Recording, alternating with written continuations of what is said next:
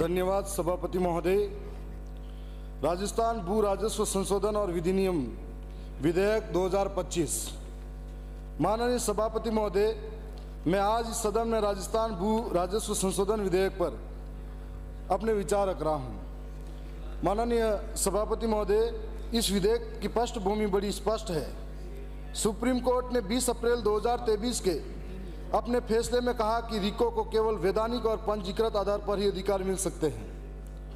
इस निर्णय के बाद 26 मई 2023 से रिको ने भूमि संबंधित अनुमतियां जारी करना बंद कर दिया। परिणाम स्वरूप हमारे राज्य के औद्योगिक माहौल पर नकारात्मक असर पड़ने लगा। औद्योगिक की गति थम सी गई, निवेशकों का विश्वास डगमगाया। इसी समस्या को हल करने के लिए सरकार यह विधेयक लाई है, परंतु माननीय सभापति महोदय, हमें यह स्वीकार करना होगा कि यह विधेयक अपने वर्तमान स्वरूप में अधूरा, कमजोर और दृष्टिहीन लगता है।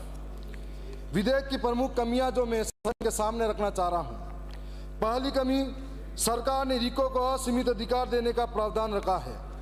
भूमि का आवंटन, उप विभाजन, भू उपयोग परिवर्तन, अनुमोदन, नियमितीकरण सब कुछ उसके हाथ में है, लेकिन इन अधिकारों पर कोई स्पष्ट निगरानी व्यवस्था नहीं है।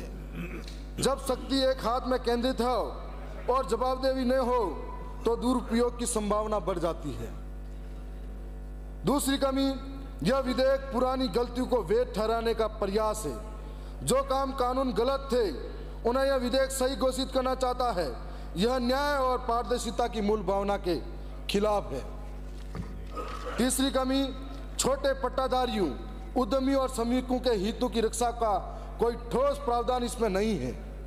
जो लोग वर्षों से संघर्ष कर रहे हैं उनका हक इस विधेयक में सुरक्षित नहीं है। चौथी कमी, पारदर्शिता और जनता की भागीदारी का अभाव है। भूमि से जुड़े निर्णय बिना जनता की राय और शिकायत निवारण की व्यवस्था के लिए जा रहे हैं, जो लोकतंत्र में स्थिति उचित नहीं मानी जा रही है।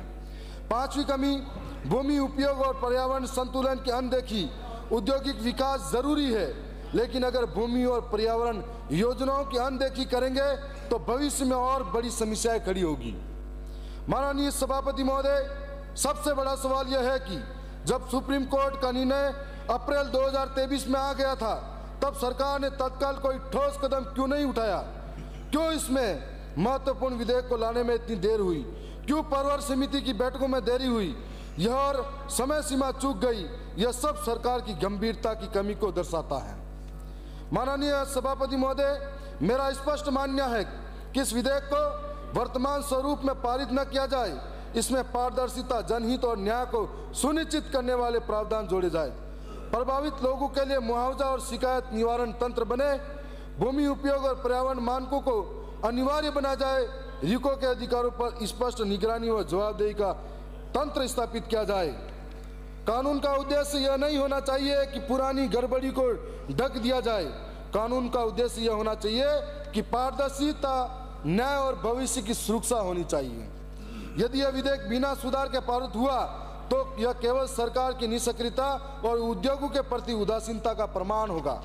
इसलिए मैं सरकार से आग्रह करता हूं कि इसे पुनः गंभीरता से विचार के लिए भेजा जाए और जनता व उद्योग दोनों के हितों की सुरक्षा सुनिश्चित की जाए।